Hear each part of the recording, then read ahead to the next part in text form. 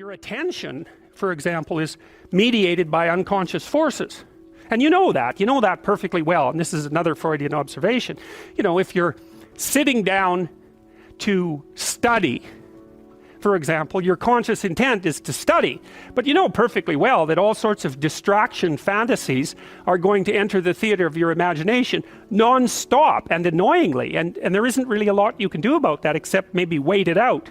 You know, so you'll be sitting there reading and your attention will flicker away. You'll think about, I don't know, maybe you want to watch Jane the Virgin on Netflix or something like that, or maybe it's time to have a peanut butter sandwich, or you should get the dust bunnies out from underneath the bed, or it's time to go outside and have a cigarette, or maybe it's time for a cup of coffee, or it's like all these subsystems in you that would like something aren't very happy just to sit there while you read this thing that you're actually bored by, and so they pop up and try to take control of your perceptions and your actions non-stop. Maybe you think, well, this is a stupid course anyways, why do I have to read this damn paper, and what am I doing in university, and what's the point of life? It's like you can really get going if you're trying to avoid doing your homework, and then you might think, well, what is it in you that's trying to avoid? Because after all, you took the damn course and you told yourself to sit down. Why don't you listen? Well, because you're a mess. That's basically why. You haven't got control over yourself at all. So there's the memory function of the unconscious, and there's the dissolutive function. That's an interesting one.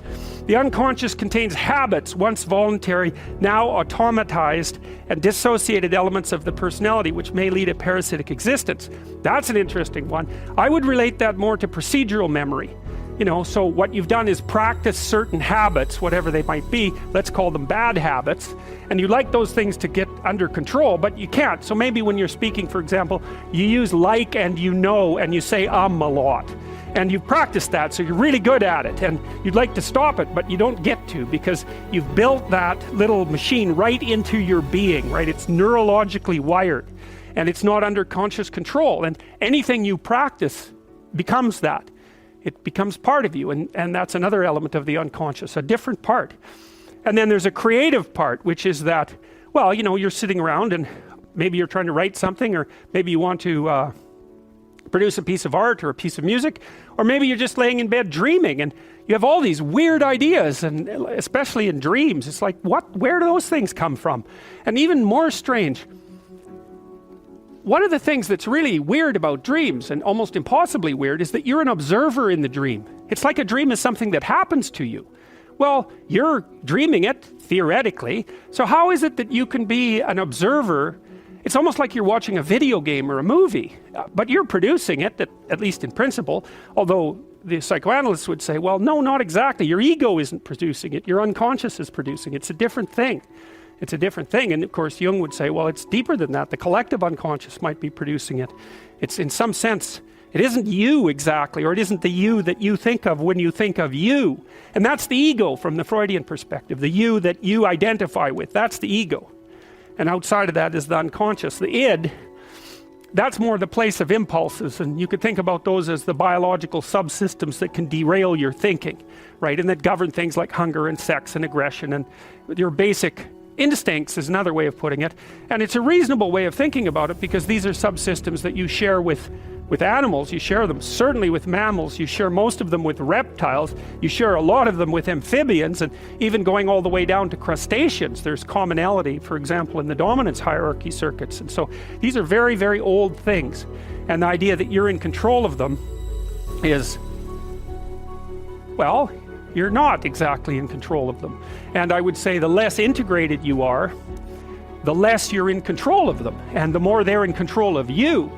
And that can get really out of hand, you know. You can be, like with people who have obsessive compulsive disorder, for example, which seems to be, I would say, the dissolutive elements in some sense of the unconscious, the way that it's portrayed here.